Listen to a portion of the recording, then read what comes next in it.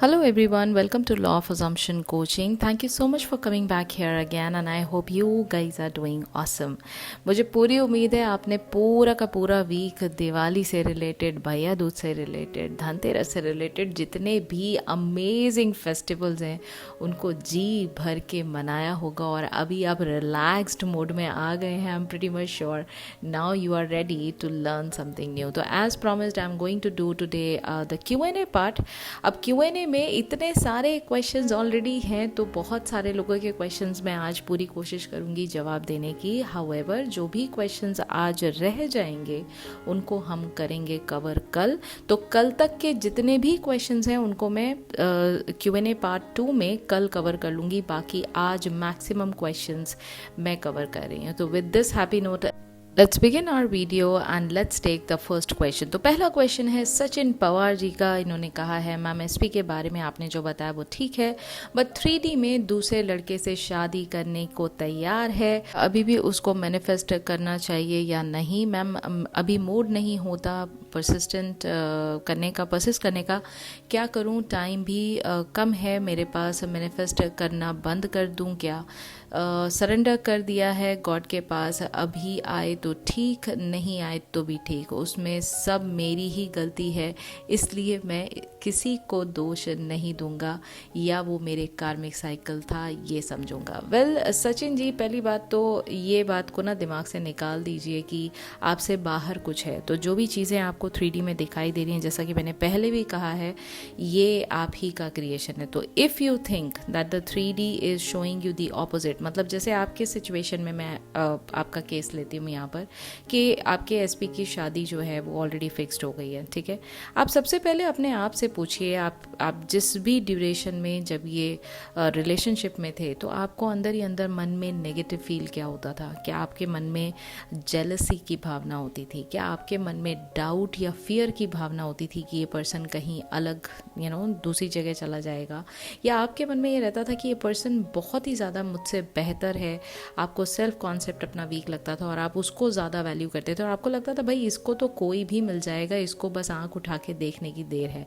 जब भी ऐसे डाउट्स एंड फियर्स मन में होते हैं, इन्हीं का क्रिएशन होता है जब आपकी 3D रियलिटी में एसपी आपको ना मिलके किसी और के पास जा रहा है, ठीक है. तो पहली बात तो आप इस चीज़ को रिकनसाइल करिए, अंदर ही अंदर सोचिए, इसको थोड़ा दिमाग लगा के रेट्रोस्पेक्ट में देखिए कि पुराना जो भी आपका रिलेशनशिप का टाइम था, ड्यूरेशन था, उसमें आपको कैसा फील होता था, ठीक है. पहला पॉइंट ये. Now coming back to the second important point कि करना चाहिए या नहीं, ये आपका कॉल है. ये मॉरल क्वेश्चन का आंसर मैं नहीं दे पाऊँगी. उसका रीज़न ये है कि बहुत सारे लोगों को इसलिए नहीं करना होता है क्योंकि उनको लगता है मुझे इससे बेहतर मिल सकता है कोई, ठीक है. और बहुत सारे लोगों को इसलिए नहीं मैनिफेस्ट करना है वही सेम एसपी को क्योंकि उनको लगता है कि अरे it is a gone case, मतलब ऑलरेडी शादी तय हो गई है, अब मुझे इसके बारे में सोचना भी नहीं है, अब मेरे को इससे मूव ऑन कर जाना चाहिए, इसी में सबकी भलाई है. क्योंकि आप फोकस किस पे कर रहे हैं? आप कर रहे हैं 3D पे फोकस. तो ये कम्प्लीटली आपका कॉल है कि आप इसको किस तरह से देखते हैं, इस पॉइंट पर आपका नज़रिया क्या है. लेकिन when it comes down to manifestation and by using law of assumption, everything is possible. हर एक चीज़ पॉसिबल है. बस आपको ये करना है कि उस बारे में वो अजम्पशन रखना है जिसमें आपके पास आपका एसपी ऑलरेडी है. इट डजेंट मैटर कि वो एसपी किस तरह से, कौन से रूट से आपके पास आ रहा है. इट डजेंट मैटर वो आपके पास कब आ रहा है, लेकिन 100% गारंटी है कि वो एसपी आपकी लाइफ में आएगा ही आएगा. मैंने इससे रिलेटेड पहले भी कुछ आपको स्टोरीज़ बताई हैं जो सक्सेस स्टोरीज़ हैं लोगों की, और उससे आपको सबक भी मिला होगा, सीख भी मिली होगी और काफ़ी मोटिवेशन मिला होगा, मुझे ऐसा लगता है. तो आप इस चीज़ को दिल छोटा ना करें, निराश ना हो. सबसे पहले अपने आप से पूछें कि आप क्या चाहते हैं. जब तक क्लैरिटी नहीं होगी गोल अचीव नहीं होगा. और परसिस्ट जहाँ तक करने की बात हुई ना, आप 3D से फोकस हटा लो. अभी देखो आपकी 4D में जो चल रहा है सिर्फ उसी को आप रियलिटी मान के देखो. परसिस्टेंस अपने आप ही आ जाएगा और उसमें आपको कोई भी एफर्ट लगाने की ज़रूरत नहीं पड़ेगी. तो इसलिए ये बात को मैं पूरी तरह से आपके ऊपर छोड़ती हूँ. आप इस पे थोड़ा सा चिंतन करें, थोड़ा सा इस पे कंसंट्रेट करें और सोचें कि ये चीज़ें आपकी लाइफ में क्यों हुई और इस चीज़ को चेंज करने के लिए आपके अंदर जो करेज होना चाहिए क्या वो है या नहीं। और अगर है तो आंखें बंद करिए और बस इमेजिन करिए आपका एंड सीन और उस पर ही डटे रहिए, 3D की तरफ फोकस बिल्कुल भी ना करें। ठीक है। क्वेश्चन है प्रांजलि शर्मा का, जिन्होंने ये कहा है कि जैसा आपने बोला था कि हाउ व्हेन पर फोकस नहीं करना है और अगर इस पर फोकस नहीं भी किया में ये है 100% मैनिफेस्ट हो जाएगी अपने आप, पर वो फिर भी मैनिफेस्ट ना हो। फॉर एग्जाम्पल सपोज मुझे आज ही चॉकलेट खाने का मन है, सेम डे पर मैनिफेस्ट नहीं हुई, जबकि मैं श्योर थी कि 100% मेरी चॉकलेट मुझे मिल जाएगी चाहे जहाँ से भी मिले, पर वो 1-2 महीने के बाद मैनिफेस्ट हुई। तो फ़ायदा क्या हुआ? 1-2 महीने बाद वो हैप्पीनेस तो नहीं मिलेगी मुझे जो सेम डे पर मिलती। तब चॉकलेट को खाने का मन था, तभी मैं पूछ रही थी एग्जैक्ट चीज़ को मैनिफेस्ट करें। अगर चीज़ आज ही चाहिए तो लेट मैनिफेस्ट करके उसका फ़ायदा क्या होगा जब उस चीज़ से ही मैं मन उतर जाएगा। ओके प्रांजलि जी, आपका क्वेश्चन मैं समझ रही हूँ, लेकिन देन देखिए, जब आपको एडिशन का फॉर्मूला समझाया जाता है तो उसमें आपके रूल्स के हिसाब से तो मैथमेटिक्स नहीं चलेगा ना। अगर लॉ ऑफ अजम्पशन ये कहता है कि आपको हाउ एंड व्हेन पर फोकस नहीं करना है, तो there is a reason why when पर फोकस नहीं करना है, क्योंकि व्हेन जो है यानी टाइम जो है वो 3D का एस्पेक्ट है, वो 4D का एस्पेक्ट नहीं है। अगर 4D की रियलिटी आप मानो तो 4D में तो आप आंख बंद करके आपने जो एक्सपीरियंस करना था चॉकलेट का वो तो आपने कर लिया ना। 3D में उसकी रेलेवेंस क्यों चाहिए आपको? जिस चीज़ को आपने एक्सपीरियंस करना था जब वो ऑलरेडी आंखें बंद करके उसका टेस्ट, उसका टेक्सचर, जैसे चॉकलेट की बात आपने कही, उसका टेस्ट, उसका टेक्सचर, वो मिलने की खुशी, उसका स्वाद, उसका आफ्टर टेस्ट, आपने सारी की सारी चीज़ें आंखें बंद करके इमेजिन कर लिया, उसका एक्सपीरियंस आपने ले लिया। अल्टीमेटली आपका एम क्या है? आपका डिज़ायर का एम है उसको एक्सपीरियंस करना। कब एक्सपीरियंस होगा, कैसे एक्सपीरियंस होगा, ये आपका कॉल नहीं है। आपका कॉल है सिर्फ इस बात को डिफाइन करना कि आपको क्या चाहिए और इस चीज़ को डिक्लेयर कर देना कि वो चीज़ आपकी अपनी है और वो जब चाहो तब आप उसको एक्सपीरियंस कर सकते हो। किस हिसाब से? वो बहुत ही ब्यूटीफुल एक्सपीरियंस है आपका, आपकी इमेजिनेशन में। और जब भी आप इमेजिनेशन को रियलिटी 100% मान कर चलते हैं, वो चीज़ आपकी 3D रियलिटी में आएगी ही आएगी। अब दूसरी बात पे आते हैं कि अगर मन उतर जाएगा, मन आपका उतर जाएगा, मन तो आपका ऐसा है कि जब आपने उस चीज़ को एक्सपीरियंस ऑलरेडी कर लिया 4D में, तो आपने तो सेटिस्फैक्शन फील कर लिया ना, तो मतलब उस चीज़ पे आप हैंग ऑन थोड़े ना कर रहे हो। मेरा पॉइंट समझ रहे हो आप? देखो अगर किसी चीज़ का डेस्परेशन आप दिखाओगे तो आप 100% फोकस कर रहे हो व्हेन पर, क्योंकि डेस्परेशन है, आपको अभी चाहिए, आपको अभी चाहिए, आपको अभी चाहिए, ठीक है। जबकि मैं यहाँ आपको दूसरी तरह से समझा रही हूँ, मैं आपको ये समझा रही हूँ कि जिस भी चीज़ की आपको चाहत है वो आंख बंद करके आप अभी इमेजिन करो, अभी के अभी इमेजिन करो, अभी उसका एक्सपीरियंस करो और अभी उससे सेटिस्फैक्शन लो। ये एक इंटरनल जर्नी है प्रांजलि। ये आपका एक्सटर्नल 3D वर्ल्ड में आबरा का डाबरा बोला आपने और आपके सामने वो चीज़ आ गई, ये वो चीज़ नहीं है। ये इंटरनल जर्नी है जिससे आप इस बात को एक्सपीरियंस कर सकते हैं कि जो जो आप चाहते हैं उसको आप इमेजिन करके उसको पहले अपनी आँखों से उन चीज़ों को महसूस कर सकते हैं, देख सकते हैं, फील कर सकते हैं। और जब वो चीज़ का 100% सेटिस्फैक्शन आपको मिल जाए, जब उस चीज़ से आप मूव ऑन कर जाएं, यानी अब उसकी चाहत आपको माइंड में बिल्कुल भी नहीं है, तब वो 3D रियलिटी में खुद ब खुद आपके पास चल कर आ जाएगी। तो ये ऑटोमेटिकली, जैसे अच्छा चलो मैं आपको इसका दूसरा एग्जाम्पल देती हूँ। आप पूरे साल एग्ज़ाम की तैयारी करते हैं, ठीक है। एग्ज़ाम की तैयारी का मतलब ये हुआ कि चैप्टर वाइज चैप्टर एक एक सब्जेक्ट को आप लर्न करते हैं। जब आप हर एक चैप्टर को पढ़ते हैं तो आप क्या उस क्वेश्चन के लिए पढ़ रहे होते हैं जो एग्ज़ाम में आने वाला होता है? नहीं ना, आप उसकी नॉलेज अटेन करने के लिए वो चैप्टर पढ़ रहे होते हैं। और जैसे जैसे वो नॉलेज आपके अंदर आती जाती है, अब आप उस मैच्योरिटी लेवल पे आ चुके हैं जहाँ पर उस सब्जेक्ट के बारे में, उस पर्टिकुलर चैप्टर के बारे में अगर आपसे कोई क्वेश्चन पूछे तो आपको 100% पता है कि ये तो आंसर मुझे आता है, मैंने पढ़ा है। आपने सेटिस्फैक्शन ऑलरेडी अटेन कर लिया। Now you are not in desperation, ठीक है। Now you are not in अफरा तफरी की, ओ माई गॉड इसका आंसर क्या था, मैं भूल गई, या मेरे को तो पढ़ना पड़ेगा अलग से। आपके पास नॉलेज ऑलरेडी आ चुका है, उसका सेटिस्फैक्शन आपने ऑलरेडी अटेन कर लिया है। इसीलिए कहा जाता है कि हाउ और व्हेन, यानी process, how is the process, right, when is the time, ये दोनों चीज़ों को आपने ध्यान नहीं देना है। आपका काम नहीं है एज अ क्रिएटर का कि मेरे पास वो चीज़ कब आएगी। आपके पास तो अभी के अभी, आंखें बंद करो और आपके पास अभी है ना वो चीज़। आपको इंटरनली उस बात का एहसास होना चाहिए। तो देखिए, बाहरी दुनिया से अपने आप को वैलिडेट ना करके आपकी जो अंदर की दुनिया है ना, यानी आंतरिक दुनिया जो आपकी है, इंटरनल रियलिटी जो है, उसमें सेटिस्फैक्शन को महसूस करिए। और तब उसके बाद आपको 3D रियलिटी में जब वो चीज़ मिलेगी तो आपको ऑलरेडी पता होगा, यानी जब हमने पढ़ लिया है ऑलरेडी, तो उसके बाद जब कोई एग्ज़ाम में क्वेश्चन पूछता है तो आपको तो आंसर उसका ऑलरेडी पता है ना, तो आप क्यों घबराओगे एग्ज़ाम से? I you getting my point? Same चीज़ मैं यहाँ 3D एस्पेक्ट पे बोल रही हूँ कि 3D में उसका फिजिकल फॉर्म जो आपके पास आ रहा है, वो 5 सेंसेस से जो आप उसको यूज़ करके एक एक्सट्रीम लेवल का जो सेटिस्फैक्शन आप पाना चाह रहे हो, वो फिर भी आप अगेन 3D से रूल कर रहे हो, आपके 5 सेंसेस से आप चीज़ों को ड्राइव कर रहे हो। यहाँ मैं इसको कंप्लीट ऑपोजिट फ्लिप अराउंड करने की बात कर रही हूँ। आपको 5 सेंसेस से ड्राइव ना करके कॉन्शियसनेस से ड्राइव करना है अपने आप को, तब वो चीज़ आपकी 3D रियलिटी में आएगी। ठीक है। क्वेश्चन लेते हैं गॉड्स एंजल जी का, जिन्होंने ये कहा है 3D को अगर बहुत गलत होता देख रहे हैं तो फिर कैसे परसिस्ट करें, प्लीज़ टेल। 3D पर से फोकस हटा दीजिए। मैं तो सिंपल आपको ये बात बोलती हूँ, 3D में जो कुछ भी चल रहा है, देखो मैं आपको बार बार ये बात समझाने की कोशिश करती हूँ, ये 3D एस्पेक्ट से रिलेटेड मैंने ऑलमोस्ट हर वीडियो में सेम टाइप के आंसर्स दिए हैं। आप जब भी 3D पर फोकस कर रहे हैं, आप भूल जाते हैं कि आप कौन हैं। आपका फोकस 3D पे कभी नहीं होना चाहिए। 3D में कोई चीज़ परमानेंट नहीं है, ध्यान से सुनिएगा मेरी बात।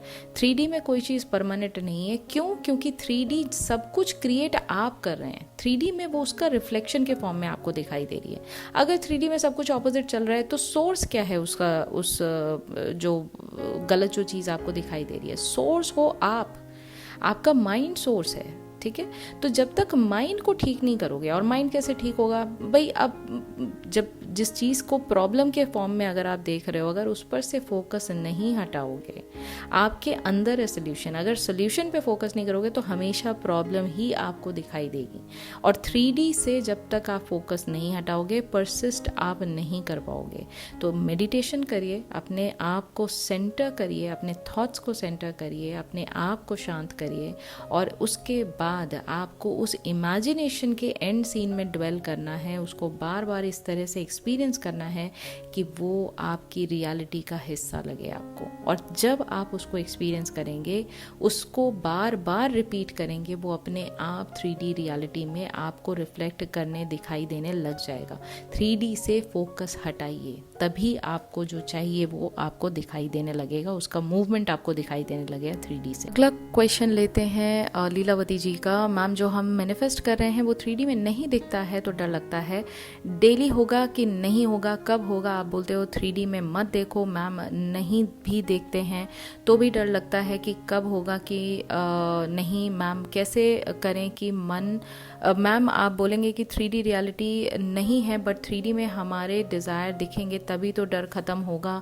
मैम, मैं रात में सोती हूँ, मॉर्निंग में जब जागती हूँ तब मन मेरा बहुत भारी लगता है, उठते के साथ डर लगता है कि बॉडी में हमेशा भारीपन, बुखार आ जाता है, कैसे करूँ मैम? मुझे मैनिफेस्टेशन बहुत टफ लग रहा है। लीलावती जी, आपने कितनी सारी चीज़ें मैनिफेस्ट किए हैं, पहले आप ये बताइए। दूसरी बात, आपने दूसरे क्वेश्चन में अपने एसपी की शादी जो फिक्स हो गई है उससे रिलेटेड कुछ लिखा है, इसी की वजह से आपको डर लग रहा है। क्योंकि देखिए, जब तक आप छोटी चीज़ों को मैनिफेस्ट नहीं करेंगे तब तक बड़ी चीज़ों पर जब भी डिज़ायर के ऊपर लॉ ऑफ अजम्पशन अप्लाई करेंगे आपको हमेशा डर बना रहेगा। आपने पूरा कोर्स किया नहीं ना, आप स्टार्टिंग का फर्स्ट स्टेप नहीं कर रहे हैं, आप सीधे उसको लेके फाइनल एग्जाम में बैठ जा रहे हैं, तो फिर तो डर लगेगा ही लगेगा।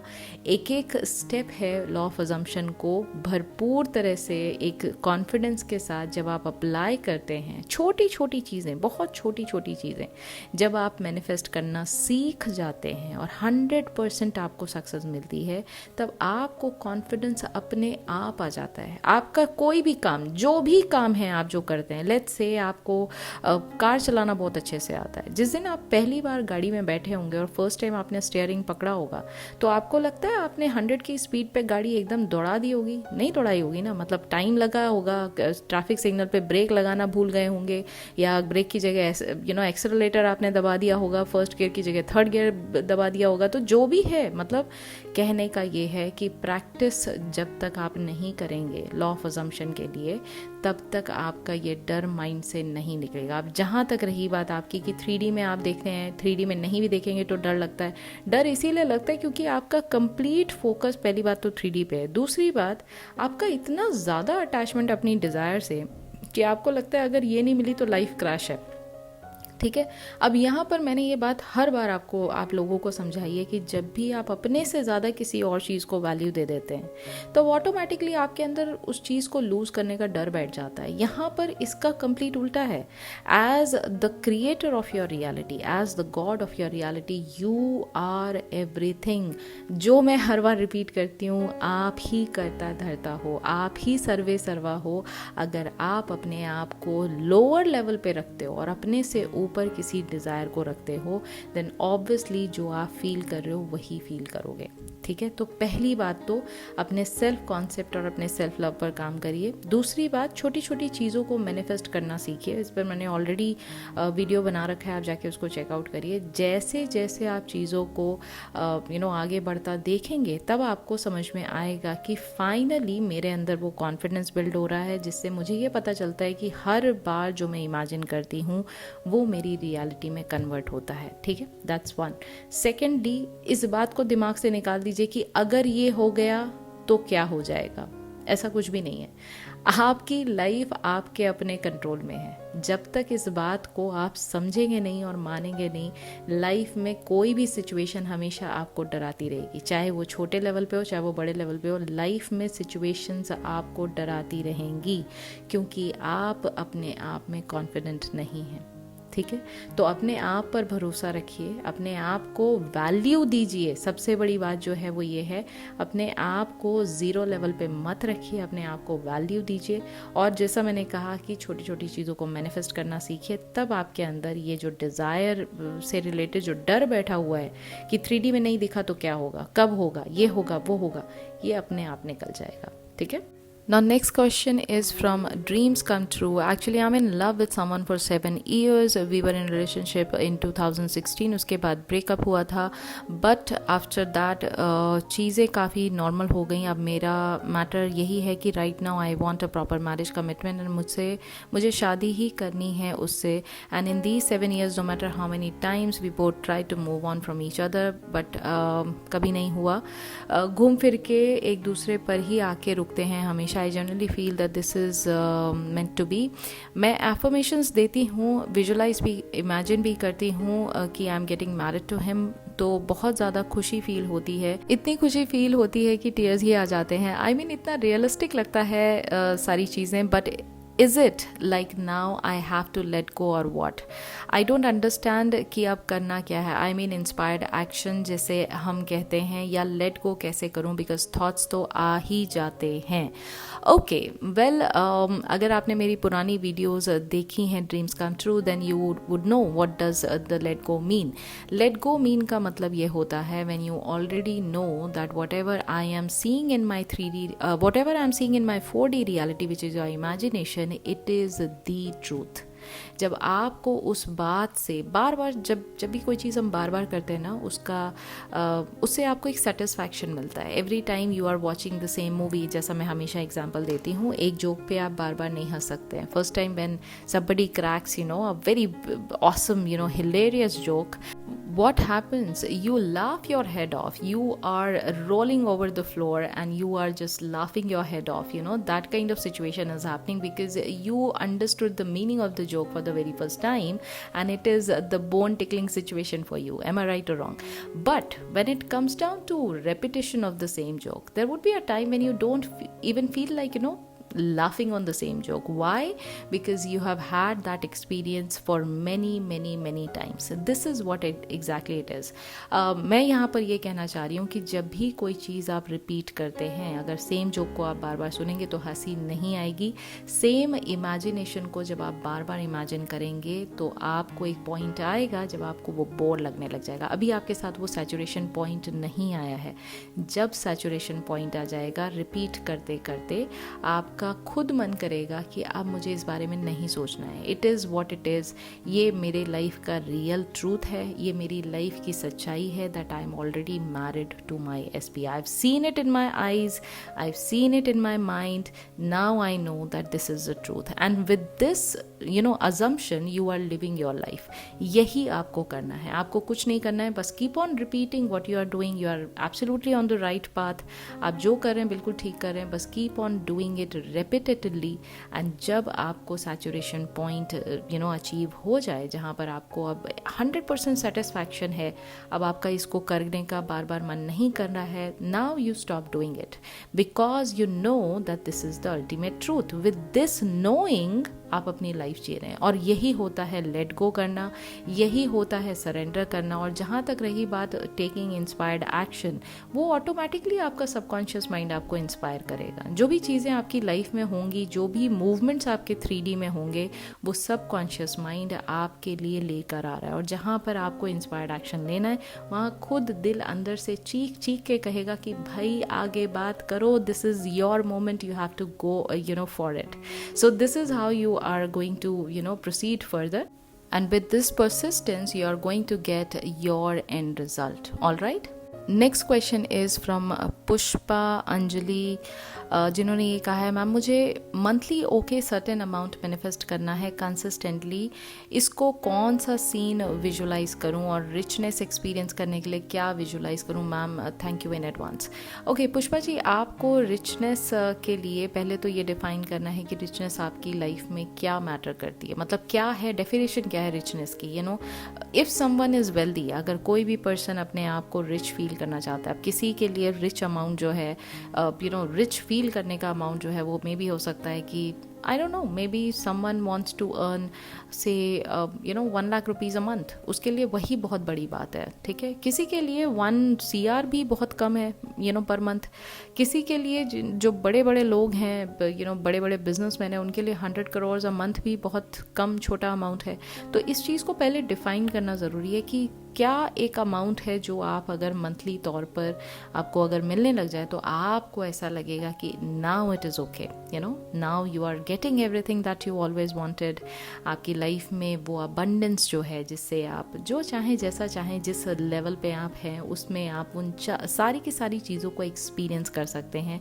There is nothing which is stopping you from getting that experience. तो जब आप उस तरह से उस अमाउंट को डिफाइन करते हैं, उसके बाद जैसे सपोज करिए मैं इस एग्जाम्पल के तौर पे मैं बोलती हूँ कि 5 लाख रुपीज़ अ मंथ आपको एक डिफाइन करना है कि ये मेरा एक पर्टिकुलर अमाउंट है जिसको लाइफ में मुझे पाने से मुझे वो सारी चीज़ एक्सपीरियंस हो जाएगी जो मैं लाइफ में सोचा करती थी, ठीक है. तो अब इस 5 लाख रुपीज़ को अगर आज अभी, अब मैंने हमेशा एक एग्जाम्पल आपको दिया है कि अगर आपकी लाइफ में ना कोई जीनी आ जाए और अब वो कहे कि भाई ये डिज़ायर मैं अभी के अभी आपको पूरा करके देता हूँ, आप क्या मांगोगे उससे. लेट्स से आपने कहा मुझे 5 लाख रुपीज़ अभी के अभी पर मंथ के हिसाब से अगले 50 ईयर्स के लिए चाहिए या 100 ईयर्स के लिए चाहिए. उसने ये बोला ठीक है, तो अभी आपको कैसा फील होगा. What is the first thing that you are going to do, how are you going to feel, कैसा फील होगा अंदर से. वो फीलिंग को आपको एहसास करना है. सोचिए, इमेजिन करिए किसी जी ने बोल दिया तथास्तु, मिल गया भाई आपको, अभी के अभी मिल गया. अब आपको कैसा फील होगा और आप इस पैसे का करेंगे क्या. आ गए 5 लाख रुपए अकाउंट अकाउंट में, इसके ऊपर कोई लाइबिलिटी नहीं है, किसी को देना लेना नहीं करना है, ये पैसा 100% आपके लिए है। क्या करना चाहेंगे आप? तो वो जो भी चीज़ आपके ड्रीम्स को जो फुलफ़िल करता हुआ आपको एक सीन जो है वो दिखाई दे, वही आपका सीन जो है वो एंड सीन होना चाहिए। और इससे वही सीन जो आपको वो फीलिंग दे, जिससे कि ओ yes this is what I wanted, और यही तो मुझे चाहिए था। और ये सीन से आपकी मतलब इतना इतना मन में खुशी है, फ्रीडम है, आपके मन में इतनी हैप्पीनेस है, इतना जॉय है कि आप हमारे खुशी के बिल्कुल almost your heart is jumping up and down, ऐसी सिचुएशन में आप आ गए हैं, then this is your scene. और उसी सीन को आप बार बार विजुलाइज करिए और देखिए कि आपको कैसा लग रहा है, और उस रिचनेस को फील करिए जहाँ आपके पास सब कुछ है जो आप चाहते थे, और आप टेंशन फ्री हैं, 100% कंप्लीटली रिलैक्स्ड हैं। You are in this moment, you are enjoying this moment, and that is what your scene is. Next question है सनम खान का, जिन्होंने ये कहा है, मैम आपने कहा डिजर्विंग महसूस करें, बट वो कैसे करें? में कोई खूबी ही नहीं है, देन कोई समझाओ आप डिजर्विंग कैसे महसूस करें। एंड सेकंड थिंग, शक्ल भी गंदी हो जैसे, देन आपसे कोई अट्रैक्ट क्यों होगा? ये सब होते हुए कैसे हम डिजर्विंग महसूस करें? सनम जी, आप खुद पढ़ो आपने क्या लिखा है। मुझे अभी मुझे ना I am totally baffled right now. I don't know what to say to you. Okay, चलिए मैं आपको एक बड़े प्यार से एक एग्जाम्पल समझाती हूँ। थोड़ी देर के लिए अपनी बॉडी से निकल के बाहर आ जाइए, ठीक है? आप ये मानिए, ये जो सामने लड़की खड़ी है जिसका नाम है सनम खान, ये आपकी आइडेंटिटी नहीं है, लेकिन ये जो लड़की है ये आपकी रिस्पॉन्सिबिलिटी है। जैसे हमारा बहुत सारे लोगों का एक डॉग होता है, एक उनकी रिस्पॉन्सिबिलिटी है। कुछ लोगों के पास उनका पेट होता है, कुछ लोगों के पास उनके खुद के बच्चे होते हैं, बेबीज़ होते हैं। जो भी लोग आपकी अपनी रिस्पॉन्सिबिलिटी हैं, जिसको आप दिल से लगा के रख रहे हैं, ठीक है, ये आपकी जिम्मेदारी है, ये आपकी रिस्पॉन्सिबिलिटी है, इसको कुछ नहीं होना चाहिए। ये आपकी जिम्मेदारी आपको दी गई है, ठीक है? अब आप मुझे बताओ, अगर आप उस पर्सन के अंदर खूबियाँ देखोगे या बुराइयाँ देखोगे, ठीक है? मुझे नहीं पता आपके साथ आपके पेरेंट्स ने क्या बिहेव किया है, या आप किस जगह पर ऐसे हैं जहाँ पर आपको ये लगता है कि आपके अंदर कोई खूबी नहीं है, ठीक है?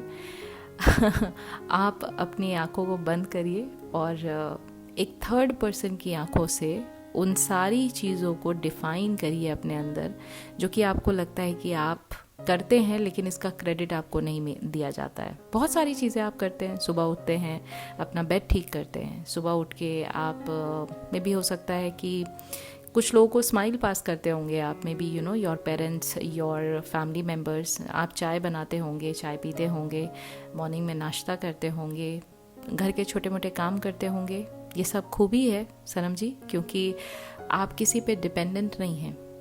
सिर्फ देखने का नज़रिया गलत है आपका, ठीक है? मैं ये बात बहुत सीरियसली आपसे समझा रही हूँ। आपने, मुझे लगता है कि डे 1 से, जिस दिन से मैंने ये चैनल खोला है, तब से आप मुझे मैसेज कर रहे हो, और हर बार मुझे आपके मैसेजेस में बहुत कुछ नेगेटिव दिखाई देता है। मैं नहीं जानती आपने सेल्फ कॉन्सेप्ट पर कितना काम किया है, लेकिन आपको सीरियसली सेल्फ कॉन्सेप्ट पर काम करने की ज़रूरत है, और उससे भी ज़रूरी बात, आपको सेल्फ लव पर काम करने की ज़रूरत है। अगर आप ही अपने आप से इतनी नफ़रत करोगे, इतनी ज़्यादा शिकायतें आपको अपने आप से हैं, तो दुनिया आपको कैसे सराहेगी? दुनिया आपको अप्रिशिएट कैसे करेगी? और सबसे बड़ी बात, क्वेश्चन ये पूछो आप अपने आप से, आपको इतनी शिकायतें अपने आप से क्यों हैं? किसने डिफ़ाइन किया है कि ये ब्यूटी के स्टैंडर्ड्स क्या हैं? आपने इतनी बड़ी बात कैसे कह दी कि आपका फेस अच्छा नहीं है, इससे कोई कैसे अट्रैक्ट होगा? हाउ कुड यू से सच थिंग्स अपने आप के लिए? किसी और के लिए नहीं कह रहे हो, ये आप अपने आप के लिए महसूस कर रहे हो। इतना ज़्यादा लो मतलब सेल्फ एस्टीम आपका कैसे हो सकता है? ऐसा क्या हुआ है आपके साथ जो आपके अंदर इतना पेन, इतनी नफरत अपने आप के लिए? पहले उस कॉज को, उस रीज़न को फाइंड आउट करिए, और जब आपको वो रीज़न फाइंड आउट हो जाए, तब आप अपने आप से ये बातें ज़रूर कहिए कि सनम, तुम्हारे साथ कोई है या नहीं है, मैं तुम्हारे साथ हूँ। तुम्हारी वो हर एक खूबी जो दुनिया ने नज़रअंदाज की है, उसको मैं अप्रिशिएट करती हूँ। तुम्हारी वो हर खूबी जो तुमने कभी दुनिया के सामने एक्सप्रेस नहीं की है, उसको मैं अप्रिशिएट करती हूँ। तुम्हारी वो हर चीज़, तुम्हारा वो प्यार करने का अंदाज़, तुम्हारा वो छोटी छोटी बातों पे खुश होने का अंदाज़, उसको मैं अप्रिशिएट करती हूँ। You need to say such things to yourself. जब आप अपने आप को इस तरह से सराहेंगे, इस तरह से अप्रिशिएट करेंगे, देन यू नो कि दुनिया में कोई आपको करे या ना करे, आपके साथ आप खुद खड़े हैं। जो आपकी खुद की ताकत है वो आप खुद हो। जिस दिन आप इस बात को एक्सेप्ट कर लोगे, आपके साथ ये प्रॉब्लम कभी नहीं आएगी कि आप अपने आप को इतना ज़्यादा डीमोरलाइज कर दो, इतना ज़्यादा डी वैल्यू कर दो कि आपके मैसेज पढ़ के मुझे बुरा लग रहा है। ठीक है, एंड वाई डू यू से such things? I do love you, I have always replied you, I have always given you love from my own and. मैं आपको नहीं जानती, लेकिन मेरी बहुत सारी ब्लेसिंग्स और बहुत सारा प्यार आपके लिए मैं यहीं से आपको दे रही हूँ। तो प्लीज़ अपने आप को इतना छोटा मत महसूस करिए, इतना नेगेटिव मत सोचिए अपने आप के बारे में। जो भी चीज़ें हैं उनको फिगर आउट करिए, और मैं हूँ यहाँ पर आपके पास। अगर आपके सिस्टम में अगर कोई ऐसी नेगेटिव बात बैठ भी गई है माइंड में, उसको निकालने के लिए जो मैंने आपको मेथड अभी बताया उसको करिए। अपने आप के साथ थोड़ा वक्त बिताइए, अपनी उन चीज़ों को बार बार उभारने की कोशिश करिए जिनको आपने बहुत टाइम से दबा के रखा है, जस्ट बिकॉज कि किसी और को पसंद नहीं है तो वो काम आपने नहीं किए। इन चीज़ों पर फोकस करिए and you will start feeling कि आप डिज़र्विंग हो। आपको वो हर खुशी जो दुनिया में दुनिया के हर एक बंदे को मिलती है वो आप भी डिज़र्व करते हो। ठीक है, अगला क्वेश्चन है ऋतुराज पाल जी का, जिन्होंने कहा है, it's great to hear you are recovering well. I have a question, can we do SATS again after a while even though we have assumed the manifestation to persist?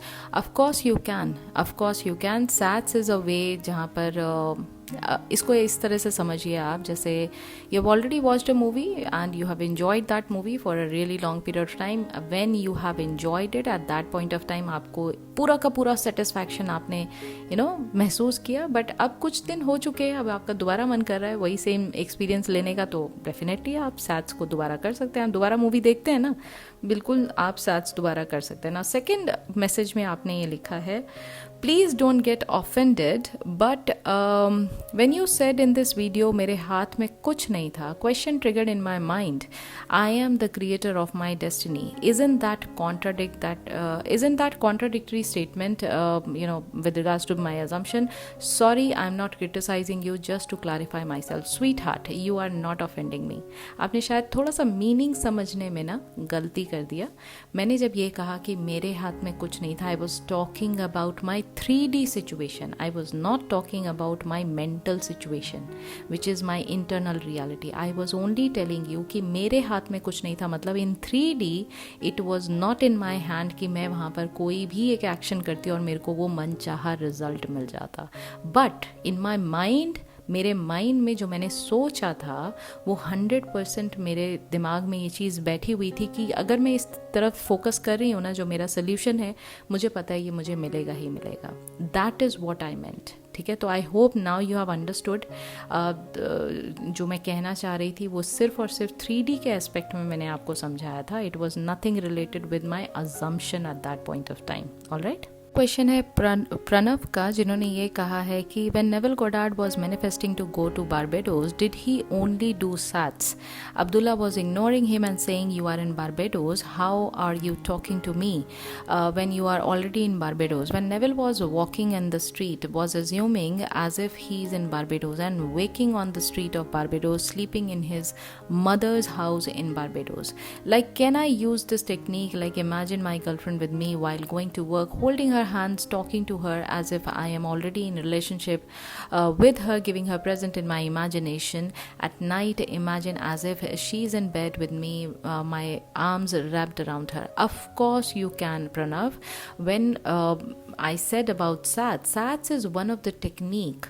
Law of assumption is based on what you are assuming. This is what he has assumed. I'm talking about Neville Goddard. This is what he has assumed, that he is already in Barbados.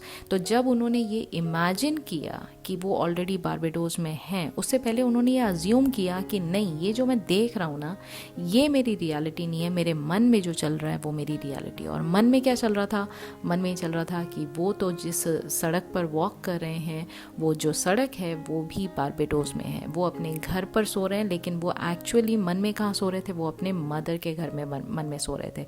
तो ऐसे ही आपने मन में assume क्या किया? मन में अगर ये अज्यूम कर लिया that your SP is already yours, then you can talk to her, you can have fun with her, you can crack a joke with her, you can just do whatever you want to do with her. In your mind's eye she is already yours. जब आप इस point of view से सोचेंगे, then SATs is just one of the techniques. It's all about what you are assuming, and in this assumption your SP is already yours, so you don't have to worry about anything.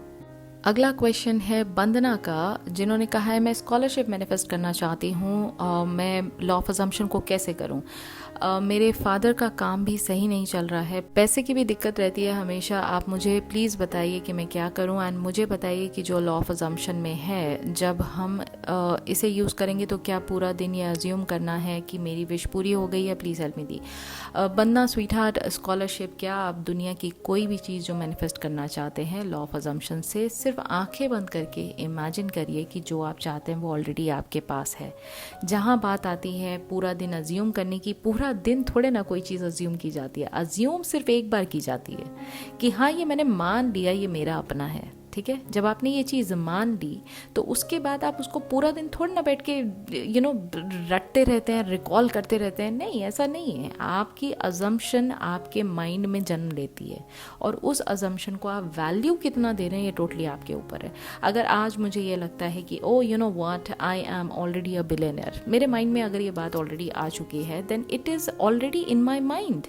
I do not have to recall it over and over again. I am just going to think as if I am already a billionaire, and I'm going to look at the world from the eyes of a billionaire. तो जब मैंने ये चीज़ already assume कर लिया है तो मैं उसको बार बार रिकॉल थोड़ा ना कर रही हूँ, ठीक है. ये टोटली आपके ऊपर है. देखिए, अगर आप चाहें, बहुत सारे लोग ये कहते हैं कि नहीं, मतलब हमें तो एफर्मेशन करना ही करना है, हमें तो असाज करना ही करना है, वरना हम उस स्टेट ऑफ माइंड में नहीं होते हैं. स्टेट ऑफ माइंड में पहुँचने के लिए, किसी चीज़ को एक बार मान लेने के लिए, ठान लेने के लिए, एक सिंगल अजम्पशन काफ़ी होता है. उस सिंगल अजम्पशन को आप अपने माइंड में होल्ड कितनी विल पावर के साथ करते हैं, ये आपकी अपनी क्षमता के ऊपर डिपेंड करता है. अगर आपके अंदर बार बार 3D से डिस्ट्रैक्ट होके बार बार उस एक सिंगल अजम्पशन को आप ज़ीरो कर देते हैं, then you have to recall it again and again. I hope you are getting my point, ठीक है. तो आपको बस ये इमेजिन करना है कि आपको स्कॉलरशिप मिल चुकी है, दुनिया आपके फादर को आके कॉन्ग्रेचुलेट कर रही है, वो तारीफ़ें कर रही है कि वाओ, आपकी बेटी जैसी तो होनहार बेटी सबकी होनी चाहिए, जिन्होंने आपका एक तो इतना पैसा बचा दिया, ऊपर से इतनी ज़्यादा तेज़ तर्रार आपकी बिटिया है कि भाई उन्होंने स्कॉलरशिप जैसी चीज़ भी उन्होंने अचीव किया. और इस बात से मतलब हमारा दिल इतना ज़्यादा भरा है, तो मतलब आप एज अ फादर तो कितना ही खुश होंगे. एंड ये सारी चीज़ें ना आप एक बैक एंड पे सुन रहे हैं, तो आपको कैसी फीलिंग आएगी, आपको बस ये इमेजिन करना है, ठीक है. और जब भी आप इस चीज़ को इमेजिन करें, आप बिल्कुल 100% इस इमेजिनेशन की 5 सेंसेस लगा के इसमें ड्वेल कर जाइए, इसमें खो जाइए, और इस चीज़ को ऐसा महसूस करिए कि जैसे ये आपकी रियलिटी में हो रहा है, और इसमें परसिस्ट करिए. And that's it, your job as a creator is done. Question है इट एंड CS का, जिन्होंने कहा है मैं दिल्ली यूनिवर्सिटी में बहुत सारे इंटरव्यू दिए हैं असिस्टेंट प्रोफेसर के लिए, और अच्छा भी होता है पर सिलेक्शन नहीं होता. तो अब मेरे माइंड में बैठ गया है कि ये लोग सिर्फ फॉर्मेलिटी करते हैं. अब बिलीव ही नहीं होता कि कोई सेलेक्ट भी करेगा या नहीं. क्या करूँ? अपने माइंड पर ही काम करिए. सिंपल सी चीज़ है, आपने अपने माइंड में जो चीज़ बिठाई है उसको दिमाग से निकालिए, और ये मानिए कि सिर्फ और सिर्फ आप ही ऐसे कैंडिडेट हैं जिसको हर एक दिल्ली यूनिवर्सिटी का जो कॉलेज है वो लेना चाहता है और आपके जैसी खूबी किसी और के अंदर नहीं है। जब आप इस तरह से सोचेंगे, ना ही सिर्फ आपके इंटरव्यूज़ अच्छे जाएंगे बल्कि आपको मल्टीपल कॉल के ऑफ़र्स भी आएंगे, जॉब के ऑफ़र्स भी आएंगे और आपके पास ये मौका होगा कि आप उन सारे ऑफ़र्स में से अपने मन मुताबिक एक ऑफ़र को सेलेक्ट कर सकें। तो this is what you are suppose to do and every time you are thinking from this standpoint you are going to persist in it. आप जितना ज़्यादा इसमें परसिस्ट करेंगे, उसको अपनी रियलिटी का एक हिस्सा मानेंगे, उतनी ही जल्दी आपको 3D में मूवमेंट दिखाई देगा। And yes, of course you need to remember that yes you are the creator of your reality, you are the god of your reality. और जो आप चाहते हैं, जो आप इमेजिन करते हैं, वही आपकी 3D रियलिटी में रिफ्लेक्ट करता है। तो you can always affirm that I am the god of my reality and everything is possible for me, जिससे आपको ये जो बार बार नेगेटिव ख्याल आते हैं ना, ये नहीं आएंगे। ठीक है। अगला क्वेश्चन है अर्चू सोनी का। मैम, मैं एसपी के साथ मैरिज मैनिफेस्ट कर रही हूँ बट मेरी करंट रियलिटी में मेरी शादी कहीं और फिक्स हो गई है। मैम, मैं क्या करूँ, प्लीज़ हेल्प मी। मैं चाह कर भी इग्नोर नहीं कर पा रही हूँ। अर्चू जी, अगर आप माइंड में अपने आप को अगर एसपी के साथ देख रहे हैं तो वही आपकी रियलिटी है। 3D में क्या हो रहा है वो रियलिटी नहीं है। आप उसकी तरफ फोकस अगर कर रहे हैं तो ये चीज़ को मान कर चलिए कि जितना ज़्यादा आपका डोमिनेंट थॉट 3D की तरफ होगा, उतना ही और similar kind of 3D reality आप और क्रिएट करते चले जाएंगे। तो माइंड पर कंट्रोल करिए, उसके लिए मेडिटेशन करिए, थोड़ा सा स्क्रिप्टिंग पे हाथ आजमाइए, देखिए कि आप स्क्रिप्टिंग में जो चीज़ें फील करते हैं वो कितना अच्छे तरीके से लिख सकते हैं। अपना फोकस 3D से हटाने के लिए उन चीज़ों को करिए जिससे आपको खुशी मिलती है and this is where you are going to control your mind. और जितना ज़्यादा आप माइंड पर कंट्रोल करेंगे उतना ही वो 3D पर कम फोकस करेगा। अपनी इंटरनल रियलिटी पर फोकस करिए, ड्वेल करिए अपनी इमेजिनेशन में ज़्यादा से ज़्यादा, अफर्म करिए चीज़ों को जिससे कि आपको वो स्टेट ऑफ विश फुलफिल्ड हमेशा फील होता रहे। तो this is what you are going to do to change your 3D reality. अगला क्वेश्चन बड़ा इंटरेस्टिंग है कविता पंचोली का, जिन्होंने कहा है ma'am, hypnosis and law of assumption में क्या डिफरेंस है? ये दोनों चीज़ें एक दूसरे से रिलेट करती हैं या दोनों एक दूसरे से डिफरेंट है? बिल्कुल कविता जी, दोनों चीज़ें एक दूसरे से डिफरेंट है। देखिए, हिप्नोसिस जो है, जब भी कोई पर्सन को हिप्नोटाइज किया जाता है तो उस स्टेट में, उस अनकॉन्शियस स्टेट में वो पर्सन हमेशा किसी और के कंट्रोल में होता है। वो आप खुद अपने कंट्रोल में नहीं है, कोई और आपको कंट्रोल कर रहा होता है। ये एक तरह का कंट्रोल सामने वाला आपके ऊपर ले लेता है। That is what is hypnosis. उसके बहुत सारे तरीके होते हैं, कुछ जो एक्सपर्ट्स होते हैं वो आप यूट्यूब पे देखिएगा, आपको पता लग जाएगा। हाउएवर, जहाँ बात लॉ ऑफ अजम्पशन की आती है, यहाँ आप खुद अपनी चीज़ों को कंट्रोल कर रहे हैं। हिप्नोसिस से 3D रियलिटी में चेंजेस शायद ना आए, लेकिन लॉ ऑफ अजम्पशन से 3D रियलिटी में चेंजेस 100% आएंगे, क्योंकि आप जो चाहते हैं उसका एंड रिजल्ट आप देख रहे होते हैं। और लॉ ऑफ अजम्पशन में चीज़ों को आप खुद अज्यूम, जानबूझकर आप खुद चीज़ों को अज्यूम करते हैं और उसको ये मान लेते हैं कि मेरी ये रियलिटी है। यहाँ कोई हिप्नोसिस जैसा चीज़ नहीं है। आप जानबूझकर 3D में ऑपोजिट चल रहा है, स्टिल आप ये मानेंगे कि मैं जो सोच रहा हूँ सिर्फ वही मेरी रियलिटी है, 3D मेरी रियलिटी नहीं है। तो यहाँ हिप्नोसिस जैसी कोई चीज़ नहीं है।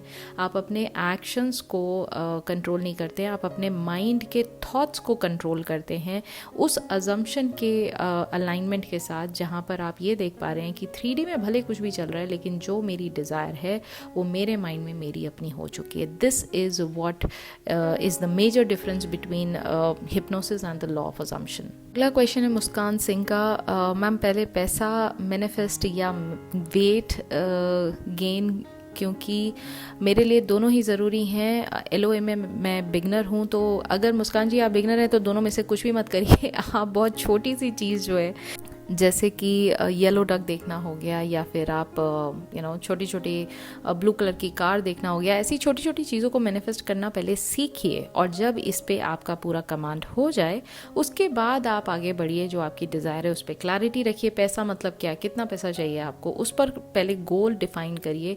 वेट गेन मतलब क्या, कितना वेट गेन करना है आपको, उन चीज़ों पर डेफिनेट क्लैरिटी रखिए और उसके बाद इस पर भी आप लॉ ऑफ अजम्पशन को अप्लाई करिए। पुरानी वीडियो वीडियोज़ देखिए, आपको सारा गाइडेंस उसमें मिल जाएगा and you are going to achieve whatever you want. लेकिन उससे पहले जैसा मैंने कहा कि छोटी छोटी चीज़ों को मैनिफेस्ट करना सीखिए, प्रैक्टिस करिए लॉ ऑफ अजम्पशन को, और उसके बाद ही अपनी डिज़ायर पर इसको अप्लाई करिए। अगला क्वेश्चन है नीलू का, जिन्होंने ये कहा है कि किसी ने मुझे सजेस्ट किया रोबोटिक एफर्मेशन का। मैम प्लीज़, मेरे एसपी की शादी फिक्स हो गई है, दिसंबर में ही डेट आई है।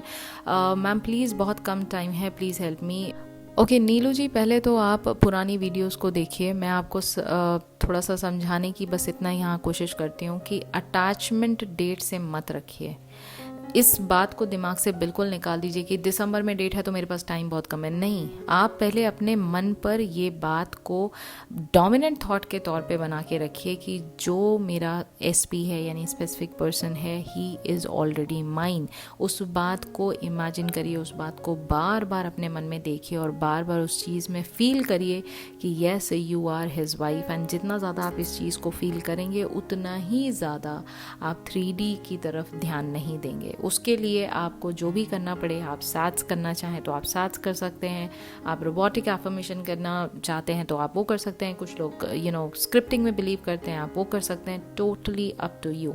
लेकिन ऑब्सेशन मत पालिए कि भाई मतलब मुझे ये चाहिए ही चाहिए, नहीं तो क्या बिगड़ जाएगा। नहीं, अगर आपके साथ ये हो रहा है 3D में तो इस बात को भी एक्सेप्ट करिए कि ये आपका क्रिएशन है, ठीक है। जब तक आप इस बात को डिनाइल में रखेंगे और इसमें डेस्परेशन दिखाते रहेंगे, 3D में कुछ चेंज नहीं होने वाला। मैं यहाँ पर कोई भी चीज़ शुगर कोट करके, जितने भी सिमिलर टाइप के लोगों के क्वेश्चंस आ रहे हैं, मैं उनको शुगर कोट करके कोई बात नहीं कहना चाहूँगी। मैं सिंपली ये बताऊँगी कि जो भी हो रहा है वो आपका क्रिएशन है। अगर अच्छा है तो भी और अगर बुरा है तो भी, दोनों को ही एक्सेप्ट करना आपकी रिस्पॉन्सिबिलिटी बनती है। और जब इस बात को आप एक्सेप्ट कर लेंगे और ये मान लेंगे कि जब मैंने ये क्रिएट कर लिया है ना, तो मैं पॉजिटिव भी क्रिएट कर सकता हूँ या मैं पॉजिटिव भी क्रिएट कर सकती हूँ, तभी आपका जो परसिस्टेंस है, तभी आपका जो विल पावर है अपने मैनिफेस्टेशन की तरफ, वो काम करके रिजल्ट की तरफ लेकर जाएगा आपको, ठीक है। क्वेश्चन है नंदिनी कुमारी जी का। Hello the, with law of assumption by using scripting मैंने अपने एसपी को मैनिफेस्ट किया। हम फैमिली फंक्शन में मिले 4 दिनों के लिए and the way he talk to me shows his love. I get it कि अभी भी वो मुझसे प्यार करते हैं, बट दी थर्ड पार्टी है बीच में। उन्होंने अपने आप सब कुछ बताया, लेकिन उनका कहना है कि वो उसे भी नहीं छोड़ सकते, उससे बातें करते हैं। मैं बहुत खुश हुई जब उनका कॉल आया, बट जब सारी बातें सुनी तो आई फेल्ट सो लो। मेरे दिमाग में बार बार वही घूम रहा है। मैंने उन्हें हमेशा के लिए मैनिफेस्ट किया था, लेकिन इस तरीके से नहीं। प्लीज़ बताएं कि क्या करें। वेल, थर्ड पार्टी की सिचुएशन जब भी होती है नन्नी जी, ये आपका क्रिएशन है, मान कर चलिए। पहली बात तो एक्सेप्ट करिए, और आपको तो खुश होना चाहिए कि आपने स्क्रिप्टिंग की और आपको जो चाहिए था वो मिला। अब रही बात किस सिचुएशन में अभी आपको 3D में एसपी दिखाई दे रहे हैं, वो भी आपका क्रिएशन है। तो इस बात में एक्सेप्टेंस लेकर आइए कि जो आपको चाहिए, यानी जो एसपी हैं, वो हमेशा हमेशा के लिए आपके हैं। इस पर परसिस्ट करिए, इस पर डटे रहिए, no matter what the situation is. और उससे भी बड़ी बात, अपने सेल्फ लव पर काम करिए। आपका सेल्फ लव और सेल्फ कॉन्सेप्ट मुझे थोड़ा सा वीक लग रहा है, आपको ज़्यादा पता होगा, क्योंकि मुझे ऐसा लग रहा है कि आप अपने एसपी को यहाँ ज़्यादा इंपॉर्टेंस दे रहे हैं। ऐसा नहीं होना चाहिए। आपकी पूरी की पूरी जो इंपॉर्टेंस है वो सबसे पहले अपने आप पर होनी चाहिए। Because you are the god of your reality, you are the creator of your reality. इस बात को मद्देनज़र रखते हुए, इस बात को कंसिडरेशन में रखते हुए अब आप दिमाग में बिठाइए कि आपको क्या चाहिए। अब आपने ये कहा कि मुझे एसपी के साथ हमेशा हमेशा लाइफ बितानी है, तो इसी सीन पर डटे रहिए। 3D में जो कुछ भी है वो सब वैनिश हो जाएगा। जब आप ये क्रिएट कर सकते हैं तो पॉजिटिव भी क्रिएट कर सकते हैं। परसिस्टेंस इज़ द की। रिपीट करिए जो भी आपको चाहिए और उसी पर डटे रहिए। No matter what you see in the 3D, third party will never ever come back again in your life. अगर आपने इस बात को डिक्लेयर कर दिया और क्लेम कर दिया that he is mine, that's it. Question है गेमिंग क्वीन का, मैम हाइट चेंज कैसे करें। वेल गेमिंग क्वीन, आप इमेजिन करिए जो भी आपकी डिज़ायर्ड हाइट है कि आप उस पर ऑलरेडी हैं। आपको लोग इस बात की तारीफ़ कर रहे हैं that you are already for example you want to be 5'7", you are already 5'7" and people are congratulating you. People are telling you कि oh my god, the jeans and the top that you are wearing at this height is looking amazing on you. इस तरह से आप चीज़ों को imagine करिए। Congratulation technique इस पर अप्लाई करिए, या फिर आप इस पे इज़न्ट इट वंडरफुल का टेक्निक जो है वो अप्लाई कर सकते हैं। ये दोनों चीज़ें आप 5 सेंसेस को लगा कर उस इमेजिनेशन को जितना ज़्यादा रियल बनाएंगे उतनी ही जल्दी आपको 3D रियलिटी में चेंजेस दिखाई देंगे। और in 3D reality you need to accept yourself the way you are, you have to do the self love exercise, you have to do the self concept affirmations. उसके बाद ही आपको 3D में manifestation के regard में जो चीज़ें आप चाहते हैं वो आपको दिखाई देने लग जाएंगी। क्वेश्चन है यूज़र FQ समथिंग समथिंग का, हेलो दी प्लीज़ ये बताओ how to manifest apology from SP अगर हम कांटेक्ट में ना हो तो। पहले तो आप उन्हें माफ़ कर दीजिए सबसे पहले तो मैं आपको ये कहूँगी कि आपके मन में जो भी ग्रज बैठा हुआ है अपने SP को लेकर, जिस बात से आप उनसे अपॉलजी मंगवाना चाह रहे हैं, उस बात के लिए पहले आप उन्हें माफ़ कर दीजिए। क्योंकि आपका जो SP है वो he is nobody but you pushed out. अगर आपके मन में एक ऑलरेडी मन में एक नेगेटिव बात लेके बैठे हुए हैं आप उनके लिए, तभी वो आपसे कांटेक्ट में नहीं है। तो पहले आप उन्हें माफ़ करिए और ये इमेजिन करिए that you guys are so much in love again, that you guys are always talking, you are not spending even 1 second without each other.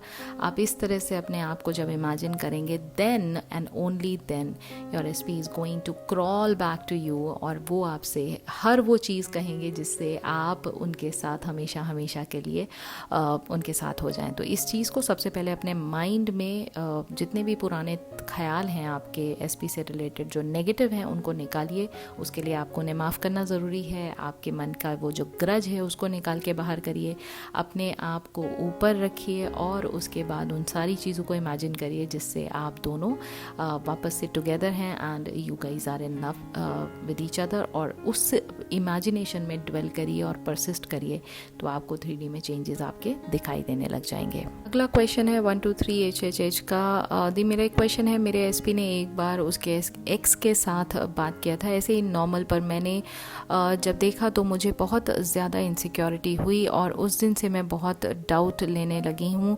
SP ने बहुत समझाया मुझे, फिर भी मेरे इनसिक्योरिटी और डाउट ने सब ख़त्म कर दिया और हम दोनों सेपरेट हुए 8 मंथ से। हम बात तो करते हैं एज अ फ्रेंड, लेकिन मुझे नहीं अच्छा लगा था। एक बार मैंने बात करनी बंद कर दी, लेकिन उसे कोई फ़र्क नहीं पड़ा, तो मैंने फिर से बात की, लेकिन वो ज़्यादा नहीं बोलता तो मुझे फिर से बहुत हर्ट हुआ।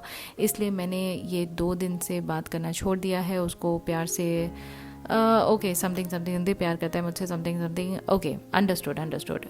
देखिए 1 2 3 जी, सबसे पहले तो जब आप खुद ही ये बात मान रहे हैं कि आपके अंदर इनसिक्योरिटी है, ये चीज़ को फाइंड आउट करिए कि इनसिक्योरिटी क्यों है। आपको लगता है आपके SP बहुत ज़्यादा लविंग हैं और अगर उन्होंने ये थोड़ा सा भी प्यार कहीं और पर दिखा दिया तो शायद कोई भी उनको रिझा लेगा और आपको वो छोड़कर चले जाएंगे।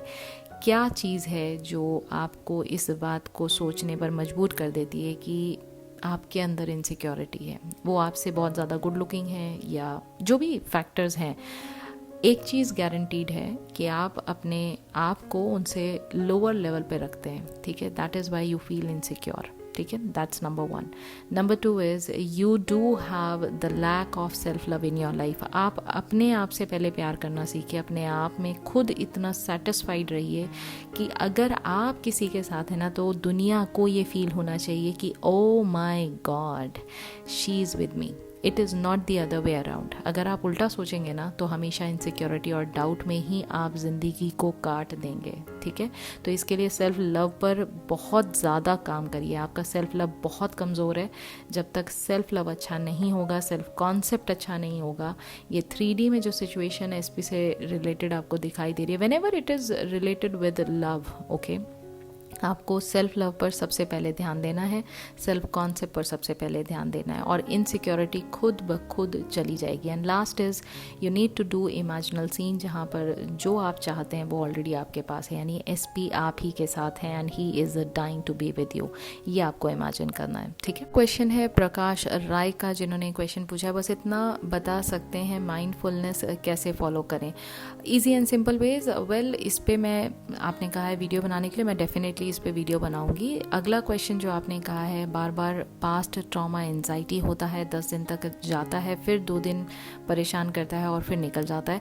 प्रकाश जी, पहले तो ये जानना है कि आपका पास्ट आपको ट्रॉमा क्यों दे रहा है, ऐसा पास्ट में क्या हुआ जहाँ पर आपने इतना ज़्यादा ट्रॉमेटाइज्ड फील किया, वहाँ पर आपको किसने ह्यूमिलेट किया, उस चीज़ का ग्रज आपने क्यों होल्ड कर रखा है अभी तक, आपको अपनी खुद की अच्छाइयाँ क्यों नहीं दिख रही हैं, आपको अपनी खुद की पावर क्यों नहीं दिख रही है। इस बात को फोकस करिए, इस बात पर कॉन्सेंट्रेट करिए, अपने साथ थोड़ा सा टाइम बिताइए, देखिए पास्ट में ऐसी कौन सी चीज़ें जो आपने अभी तक होल्ड करके रखी हुई हैं, उन चीज़ों को रिलीज़ करना बहुत ज़रूरी है। देखिए पास्ट और फ्यूचर दोनों एग्जिस्ट नहीं करते हैं, ये बात मैंने पहले भी कई सारी वीडियो में बताई है।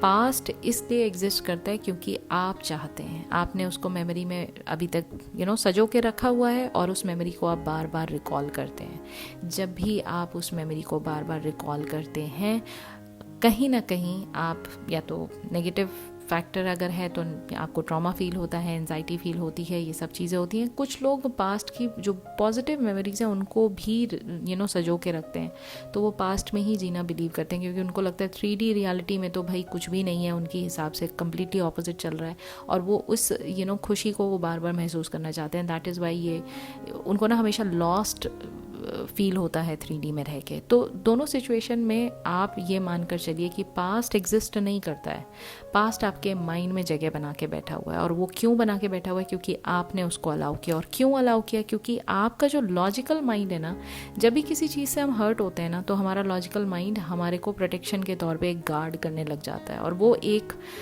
वो एक्सपीरियंस आपको दोबारा ना होना, इस वजह से वो आपको एक स्टेटमेंट के तौर पे पकड़ा देता है कि व्हाट, ये आपकी लाइफ में इसलिए हुआ क्योंकि आपके अंदर ये परेशानी थी।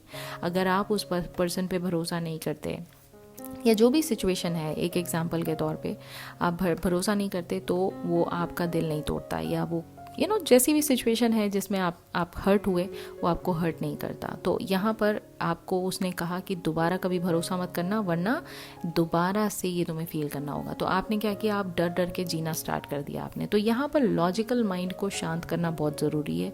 उसके लिए आपको अपने आप के साथ, जैसा मैंने कहा, पहले तो फाइंड आउट करना ज़रूरी है कि भाई ऐसा क्यों हो रहा है आपके साथ, और उन चीज़ों को रिलीज़ करना, यानी दिमाग से निकालना, उसको माफ़ करना, उसको ख़त्म करना दिमाग से। Now you decide how you want to live your life with. मतलब अगर आपको लगता है कि मुझे I have to live my life with this trauma, I want to keep my past in my life, then you are going to feel exactly the way you are feeling right now. ठीक है, वो आपके साथ हमेशा रहेगा क्योंकि आपने उसको अलाउ किया है।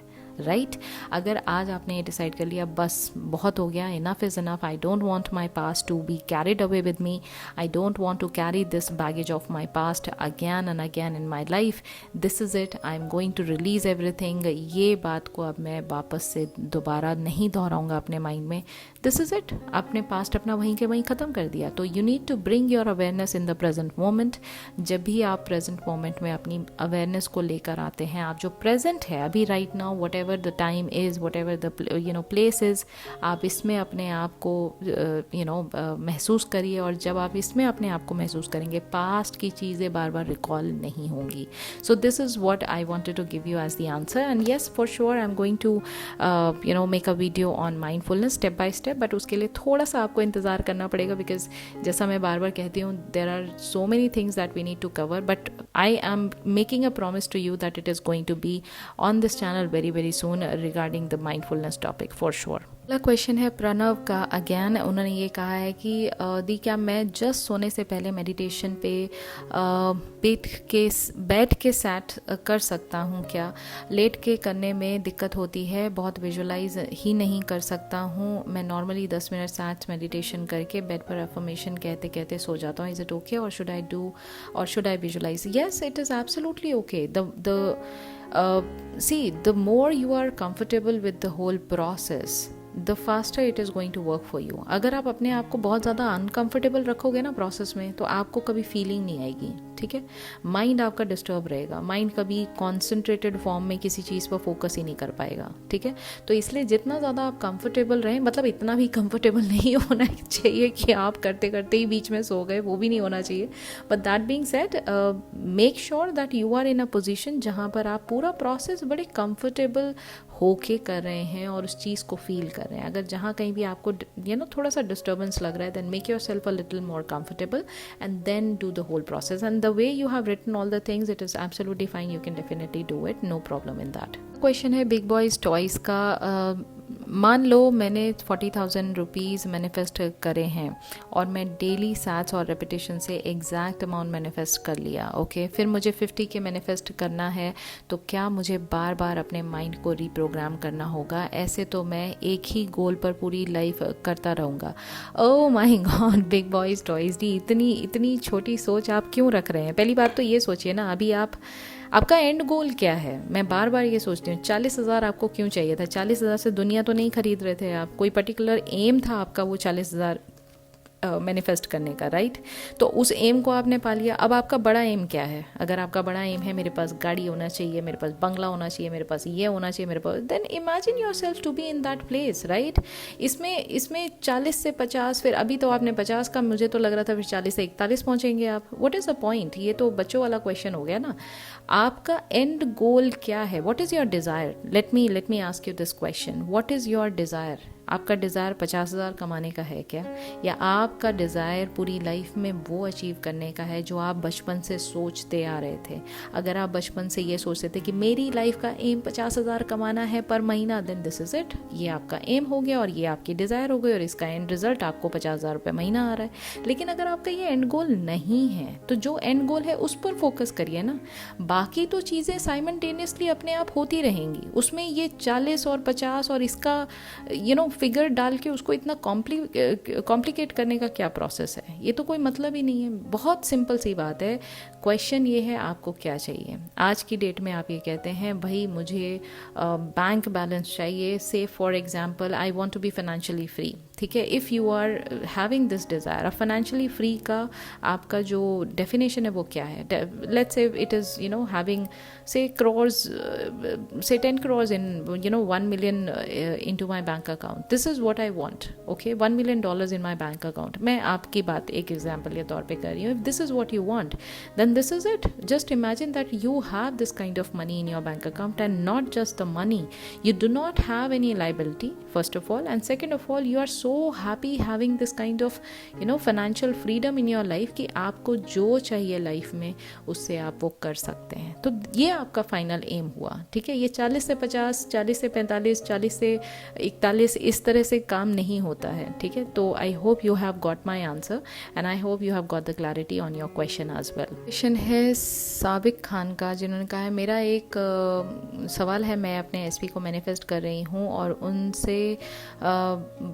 उनसे बात भी करती हूँ, तो क्या मुझे बात करनी चाहिए उनसे कि नहीं, या उनको सोशल मीडिया पे देखूँ या नहीं, प्लीज़ बताइए.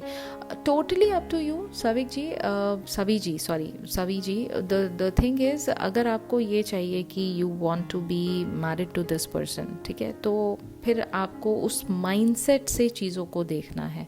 अगर आप 3D में जो कुछ भी कर रहे हैं उसको आप एक्सेप्ट कर लेते हैं as your reality, then there is a problem. अगर आप उसको एक्सेप्ट नहीं कर रहे हैं as your reality, you are just chilled out, completely chilled out कि हाँ मतलब ये सब तो जो हो रहा है सो हो रहा है, लेकिन एंड में तो मेरे को ये पर्सन मिलने ही वाला है. तो आपको जब इन चीज़ों का फ़र्क नहीं पड़ता, then obviously you can have a conversation with your SP, you can follow him on social media and do whatever you want to do. But when it comes down to getting disturbed by the 3D, क्योंकि आपने उस चीज़ को accept कर लिया that this is my reality, then there is a problem, ठीक है. तो I hope you got my point. Simple answer is, mind में फोकस ज़्यादा रखिए कि जो आपका एंड रिजल्ट है वो आपके पास है, 3D में फोकस मत रखिए. क्वेश्चन है ज्योति सरकार का, जिन्होंने कहा है एक्ट एज इफ का जो टेक्निक है वो भी समझा दीजिए ना. Sweetheart, act as if का जो टेक्निक है वो बेसिकली लॉ ऑफ अट्रैक्शन का टेक्निक है, बट सिंपली आपको ये करना है कि जैसा आप सोचते हैं, कि जैसे मैं बार बार एक मिलियनर का एग्जांपल दे रही हूँ, या जो भी आपका डिज़ायर है, सपोज करिए you want to be married with your SP, then you think that you are already in that state जहाँ पर वो चीज़ आपकी ऑलरेडी है। अब आप इसके बाद इस 3D रियलिटी में कैसे एक्ट करेंगे। तो अगर आप मैरिड हैं तो एसपी के साथ मैरिड हैं, आप कैसे एक्ट करेंगे, आप कंप्लीटली सेटिस्फाइड एक्ट करेंगे, ठीक है। आप किसी चीज़ को लेकर डिस्टर्ब्ड एक्ट नहीं करेंगे, आप खुश एक्ट करेंगे कि you are married with the love of your life, right. Same goes for your money example कि अगर आप मिलियनर बनना चाहते हैं तो आप ऑलरेडी ऑलरेडी मिलियनर हैं और इस पॉइंट ऑफ व्यू से आप दुनिया को देख रहे हैं, वहाँ पर आप कंप्लीटली सेटिस्फाइड हैं, वहाँ बिल्कुल भी डेस्परेट नहीं हैं आप। और इसको ही कहा जाता है एक्ट एज इफ। तो जहाँ पर आप इस बात को अज्यूम करके मान चुके हैं कि दिस इज़ योर रियलिटी, अब आप 3D में कैसे एक्ट करेंगे, इसी का दूसरा नाम है act as if. This is what it is. अगला क्वेश्चन है मनीषा सिंह का, जिन्होंने ये कहा है, I want your help in affirmation for kid with autism. What should be the affirmation? As per the doctor it is said that it is not curable. My inner voice is not ready to believe that. In autism, both family and kid faces a lot of challenges from very beginning. Most of the areas like understanding personal hygiene, social skill, etc. There is a lot. I don't understand what to affirm exactly. Okay, so Manisha ji, you can affirm things like why I have the best kid in the whole world. Or something like isn't it wonderful, I have the most perfect kid in the whole world. मतलब आपको autism जैसा word ना use भी नहीं करना है. You need to use what you think as your kid, to be the perfect person in the whole world. तो अगर आप उसको, अपने बच्चे को एज अ परफेक्ट किड देखते हैं, तो you want to see him all happy, you want to see him all perfect in all the task that he do on daily basis. This could be your perfect affirmation. तो बहुत simple सा चीज़ है. जो भी problem है, जैसा Neville Goddard ने कहा है, take away your attention from the problem and the problem will automatically fade away.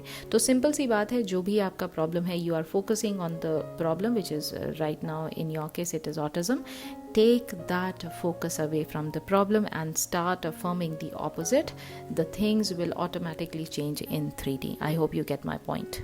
अगला क्वेश्चन है प्रतिष्ठा का, सबकॉन्शियस माइंड को कमांड कैसे देते हैं, विश पूरी कैसे होती है. सैट्स करिए स्वीट हार्ट. अगर सैट्स करते हैं, यू आर कमांडिंग. अगर आप रात को ललाबाई मेथड यूज़ करते हैं, that is also a kind of command that you are giving to your subconscious mind. तो मतलब सबकॉन्शियस माइंड को अगर कमांड देना है, तो thank you so much for giving me this and this, और isn't it wonderful that I have this and this. ये बार बार रिपीट करिए. You are giving command to your subconscious mind. This is what you should be doing to get your wish fulfilled by commanding your subconscious mind. अगला question है प्रणव का again, जिन्होंने कहा है विजुअलाइजेशन ठीक से कर लेता हूँ पर सो नहीं पाता, इसलिए मैं एफर्मेशन बोलते बोलते सो जाता हूँ. I am in a committed relationship with my SP now. I don't feel it and say it. I keep on saying it like a lullaby. Is it okay? Yes, बिल्कुल it is okay. अगर आप उस समय feel नहीं भी कर रहे हैं, बट यू आर, वैसे कोशिश करिए थोड़ा सा, जब आप फील करके अगर उस चीज़ को बोलते हैं या इमेजिन करके उस चीज़ को बोलते हैं, तो बहुत ज़्यादा इम्पैक्ट पड़ता है. बट अगर आप नहीं कर पाते हैं, but at the same time ये बात को बार बार रिपीट करते हैं आप सोने से पहले, then also it is okay. Repetition is the key, but at the same time you should not forget that feeling is the secret. तो फीलिंग को इवोक करना बहुत ज़रूरी है. इसलिए कैसे भी करके थोड़ी देर पहले उस चीज़ को इमेजिन करके, सोच के, एक ही बार के लिए सही, लेकिन वो एक्सपीरियंस करिए that you are already in love with your SP and your SP is dying to be with you. How it's gonna give you that satisfaction, and with this feeling now start affirming, and इसके बाद आप सो सकते हैं. अगला question है अनिरुद्ध खेरा का, ma'am visualisation में कुछ दिखता नहीं पर इमोशंस और फीलिंग आप अपने कल्मिनेशन पर पहुंच जाते हैं विजुअलाइज करते हुए, बस उसके बारे में सोचकर. ओके अनिरुद्ध जी, अगर आपको विजुअलाइजेशन नहीं दिखाई देता है ठीक से, तो आप एक काम कर सकते हैं, आप इस चीज़ को स्क्रिप्ट डाउन कर सकते हैं. आप आंखें खोल के उस चीज़ को सोच सकते हैं कि कैसा होगा, मतलब जो भी आपका एंड गोल है वो कैसा होगा, उसको स्क्रिप्ट डाउन करिए और उसमें फीलिंग्स को भी डालिए कि आपको कैसा फील होगा उस समय, ठीक है. और जब ये पूरी स्क्रिप्ट आपकी तैयार हो जाए, इसको मल्टीपल टाइम्स आप रीड करिए. जितना बार आप रीड करेंगे, इनफैक्ट रीड करने के साथ साथ आप इसको रिकॉर्ड भी कर सकते हैं अपनी वॉइस में, और जब आप सोने लगें तो इसी वॉइस को आप बार बार सुनिए और इसको रिपीट मोड पर डाल दीजिए. जितना ज़्यादा फील करके आप बोलेंगे, उतना ही ज़्यादा आपका माइंड जो है, सबकॉन्शियस माइंड, वो रीप्रोग्राम होगा होगा आपके इस एंड गोल के लिए। तो ये आप एक चीज़ कर सकते हैं। आप एफर्मेशन का भी जो इस्तेमाल है वो कर सकते हैं, उसमें भी आपको फ़ायदा मिलेगा। अगला क्वेश्चन है अगेन गॉड्स एंजल का, अगर 3D खराब है तो हमें एक्शन लेना हो, यस और नो करने का तो एक्शन लेना चाहिए या फिर उसके अपने आप नो होने का वेट करें? क्या स्पेसिफिक डेट से पहले हम चाहते हैं वो चीज़ हो जाए तो अपने आप? तो if you say you don't have to lift a finger, please tell. I do not understand your question, to be very honest, God's angel. But मुझे ऐसा लग रहा है कि आप इंस्पायर्ड एक्शन से रिलेटेड कुछ क्वेश्चन पूछना चाह रहे हैं। ये येस और नो करना चाहिए नहीं करना चाहिए मुझे नहीं समझ में, आप थोड़ा सा इसको एक्सप्लेन करिएगा तो ही मैं आपको समझा पाऊँगी। हाउएवर जहाँ पर बात आती है you do not have to lift a finger, ये मेरा कहना नहीं है, ये नेविल गोडार्ड सर का कहना है। यहाँ पर सिंपली उन्होंने ये कहा है कि जब आप एंड जो चीज़ है आपका एंड गोल, अगर आप उसको एक्सेप्ट कर लेते हैं अपने माइंड्स आई में, तब आपकी 3D रियलिटी में चीज़ें खुद ब खुद आपको उस लेवल तक ले जाएंगी। चाहे आप कोई एक्शन करें या ना करें, आपका सबकॉन्शियस माइंड आपको वो काम करने के लिए मजबूर कर देगा। आपने 100% लेडर्स एक्सपेरिमेंट जो है वो नहीं किया है, अगर किया होता तो आप ये क्वेश्चन मुझसे नहीं पूछते। इसलिए मैंने आपसे कहा कि प्लीज़ पुरानी वीडियोस को जाके देखिए, उसमें जो भी एक्सपेरिमेंट्स मैंने बताए हैं, जो भी चीज़ें मैंने एक्सप्लेन किया है, प्लीज़ उसको अच्छे से ग्रास्प करिए, उसको समझिए और उसके बाद इस चीज़ को अप्लाई करिए। Then you will understand the concept thoroughly and you would not have such doubts. Question है यूवी राणा का, जिन्होंने कहा है दी मैंने लॉ ऑफ अजम्पशन को यूज़ करके बहुत सी चीज़ें मैनिफेस्ट की हैं जो मेरे लिए बहुत बड़ी थी, जैसे मैंने Apple MacBook, bullet bike, OnePlus 11 phone, इन सारी चीज़ों को मैनिफेस्ट किया इन्होंने। कॉन्ग्रेचुलेशंस यूवी जी, ये जितने भी लोग मेरी ये वीडियो को सुन रहे हैं प्लीज़ कॉन्ग्रेचुलेट यूवी जिन्होंने इतनी सारी चीज़ों को मैनिफेस्ट किया है। सिस्टर की गवर्नमेंट जॉब, जबकि वो बोल रही थी कि उसके सिलेक्शन होना ही इम्पॉसिबल है। Wow, congratulations again to your sister and to you as well. दी मैं 20 लाख रुपए अर्न करना चाहता हूँ, बट मुझे समझ ही नहीं आता कि पैसों को देखना है या फिर कोई मुझे कंग्रेचुलेट कर रहा है या देखना है कि कंग्रेचुलेशन आप 20 लाख रुपए अर्न कर रहा है। दी समझ नहीं आ रहा क्या होगा पैसों को लेकर, हाउ और व्हेन में ही स्टक हो जाता हूँ 20 लाख रुपए में। ओके यू जी, आपने इतनी सारी चीज़ें पहले से ही मतलब मैनिफेस्ट किया हुआ है, तब भी आपको व्हेन और हाउ में इतना ज़्यादा कन्फ्यूजन है, तो इसका मतलब कि आप इस डिज़ायर से, यानी जो 20 लाख रुपीज़ वाली जो डिज़ायर है, इसमें बहुत ज़्यादा अटैच्ड हैं। तो इस डिज़ायर के अटैचमेंट पर काम करिए। और वो कैसे करेंगे? इस डिज़ायर को नीचे रखना है, अपने आप को ऊपर रखना है। Self concept around the money, इस पर आपको काम करना है। तो आपको पहले ये डिफाइन करना है कि क्या आपको ऐसा लगता है कि इतना बड़ा अमाउंट आप डिज़र्व नहीं करते। कहीं अगर ऐसा लगता है तो उस चीज़ को चेंज करने के लिए सेल्फ कॉन्सेप्ट पर काम करिए। और सेल्फ कॉन्सेप्ट में आपको ये बात को बार बार एहसास कराना है कि जब आप इतनी सारी चीज़ों को मैनिफेस्ट कर सकते हैं तो ये तो बहुत छोटी सी चीज़ है। 20 लाख रुपए क्या, 20 करोड़ रुपए भी बहुत छोटी सी चीज़ है आपके लिए, क्योंकि एक मात्र बात को आपको बार बार रिपीट करना है, that I am the god of my reality and everything is possible for me. When you are saying these magical words, it is going to empower you, it is going to give you that confidence as the creator of your reality. Okay, now moving on to the second important part, जहाँ आपको पैसे देखने हैं या congratulation technique का इस्तेमाल करना है। आपको जिस भी टेक्निक से मैक्सिमम फीलिंग आती है आप वो करके देखिए। चाहे वो आप हो सकता है साथ में आप अपना बैंक अकाउंट देख रहे हैं कि जहाँ पर आपको 20 लाख रुपीज़ का जो अमाउंट है वो दिखाई दे रहा है, अपना नाम दिखाई दे रहा है, अपने बैंक का सिंबल दिखाई दे रहा है, अलॉन्ग विद दैट अपने बैंक का अकाउंट नंबर दिखाई दे रहा है, प्लस उसमें आपको इतना सारा पैसा जो है वो दिखाई दे रहा है। एक तरीका ये है। दूसरा तरीका ये है जहाँ पर लोग आपको इस चीज़ को एड्रेस कर रहे हैं कि oh my god, you are earning 20 lakh rupees and which is a big amount for many people and that is why they are congratulating you. Totally up to you, आप इसको किस तरह से करना चाहते हैं, बट मेरा सजेशन ये रहेगा कि दोनों सीन्स को इमेजिन करके देखिए और देखिए जिसमें भी आपको फीलिंग बहुत ज़्यादा आ रही है, दैट इज़ योर सीन, और उसी सीन को आप बार बार रिपीट करिए। ठीक है। अगला क्वेश्चन है नवीन जी का, मैम प्लीज़ टेल मी, एक साथ 3 नाइट्स आफ्टर दूसरी डिज़ायर में मैं साथ कर सकता हूँ ना? अफर्म करता विद साथ सो जाता हूँ, सही है ना मैम? ओके नवीन जी, बड़ा सारा कन्फ्यूजन हो गया मुझे ये सब पढ़ के। साथ सैट्स को 3 नाइट्स मिनिमम करना है, ठीक है। यानी जो भी डिज़ायर है उसका एंड सीन आपको मिनिमम 3 नाइट्स तक करना ही करना है। और अगर आपको 3 नाइट्स में सैचुरेशन पॉइंट नहीं आता है तो आपको उस सीन को लगातार उस लेवल तक करना है जब तक आपको सैचुरेशन पॉइंट रीच नहीं हो जाता। यानी अब आप बिल्कुल निश्चिंत हो चुके हैं उस इमेजिनेशन को देख कर कि भाई यही मेरी रियलिटी है। जब आपको बोर फील होने लग जाए तब आप उसको लेट गो कर दीजिए। अब हो सकता है वो 4th नाइट पे हो सकता है, वो 5th नाइट पे हो सकता है वो 1 वीक के बाद हो या 10 डेज़ के बाद हो, टोटली अप टू यू। लेकिन आपको तब तक करते रहना है जब तक सैचुरेशन पॉइंट आपका नहीं आ जाता। और दूसरी बात, अफर्म करते रहते हैं आप सोने से पहले, बिल्कुल ठीक बात है। अगर आप अफर्म भी करते हैं सोने से पहले, that is totally up to you. Affirmation या सैट्स, आप कोई भी टेक्निक आप इस्तेमाल करें, it is totally okay as long as आपको उससे फीलिंग आती है of the state of wish fulfilled. तो जब आप उस स्टेट में पहुंच जाते हैं that you have accepted your desire to be already yours, then it is a done deal. आपको इस तरह से इस चीज़ को देखना है, ठीक है। ऑल राइट, सो बस आज के लिए हम इतना ही रखते हैं। माय गॉड, आज मुझे खुद भी पता नहीं मैंने कितने क्वेश्चन का आंसर दे दिया है। I really need to sip a glass of water, but I hope आज के क्वेश्चन से और आज के जितने भी आंसर्स मैंने दिए हैं काफ़ी लोगों को बहुत सारी क्लैरिटी मिली होगी, be it in terms of manifesting an SP, और जहाँ पर व्हेन और हाउ का फैक्टर आता है। बहुत सारे टॉपिक्स को हमने इंडिविजुअली भी कवर किया है, तो मुझे पूरी उम्मीद है कि कुछ नया आपको सीखने को मिला होगा। और आज की वीडियो अगर आपको पसंद आई है then please do not forget to give it a big fat thumbs up, बड़ा सा लाइक ज़रूर करिए। और आज का टेक अवे क्या लगा वो भी आपको वीडियो के नीचे लिखकर मुझे बताना है, ताकि मुझे एहसास हो और मुझे पता हो कि भाई आप लोग सब के सब इस वीडियो से, Q&A के वीडियो से भी कुछ सीख रहे हैं। एंड प्लीज़ जिन लोगों के क्वेश्चंस के आंसर्स मैंने नहीं दिए हैं वो लोग बिल्कुल डिसअपॉइंट ना हो। मैं कल आपको अगेन एक और Q&A का पार्ट 2 बना के दे रही हूँ, जिसमें बाकी के जो क्वेश्चन है उनको हम कवर करेंगे।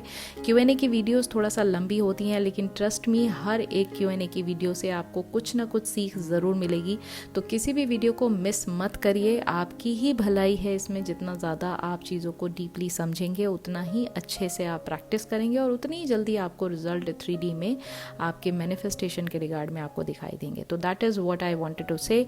आई होप आज की वीडियो आपको पसंद आई होगी। और थोड़ा सा गैप आ जाता है कुछ दिनों का बीच में, मैं उसके लिए ट्रस्ट मी मैं बहुत ज़्यादा सॉरी फील करती हूँ, लेकिन पूरी कोशिश होती है, पूरी जान लगाती हूँ मैं कि भाई आपको जिस दिन कमिट किया है उस दिन ही मैं वीडियो बना के दूँ। बट कई बार ऐसा हो जाता है कि situation are not in my favour, but I am working on it. Let's see कितने जल्दी मैं इन चीज़ों को कंट्रोल कर पाती हूँ। बट जितना ज़्यादा आप सपोर्ट करते हैं और जितना ज़्यादा आप पेशेंस दिखाते हैं उसके लिए मैं तहे दिल से बहुत ज़्यादा शुक्रिया अदा आपको बोलना चाहती हूँ। और इसी तरह आप थोड़ा सा पेशेंस दिखाइए। कंटिन्यूसली ये चीज़ नहीं होगी, इसका मैं हमेशा प्रॉमिस तो करती हूँ, लेकिन मैं इस चीज़ पर काम कर रही हूँ। बहुत जल्दी इस बात का आपको सोल्यूशन मिल जाएगा कि डेली बेसिस पे आपको वीडियोस जो हैं वो मिलती दिखाई देंगी। और दैट्स इट, आज के लिए हम इतना रखते हैं। बाकी अब बाकी के क्वेश्चंस के आंसर्स को लेकर मैं मिलती हूँ आपसे कल।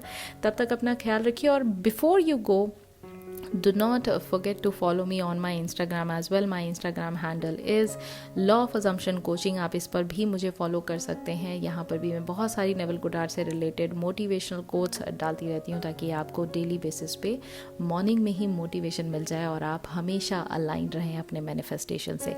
And yes, if you are new to this channel, please do not forget to subscribe to this channel as इस चैनल पर बहुत सारी डिटेल में आपको नेवल गुडार्ड सर की टीचिंग जो है वो एक्सप्लेन की जाती हैं। आपके क्वेश्चंस और डाउट्स को यहाँ पर विद आंसर्स बताया जाता है, वीडियोस बनाई जाती है उस पर। तो येस, कंसिडर सब्सक्राइबिंग। और अब मैं मिलती हूँ आपसे कल। तब तक अपना ख्याल रखिए एंड हैप्पी मैनिफेस्टिंग।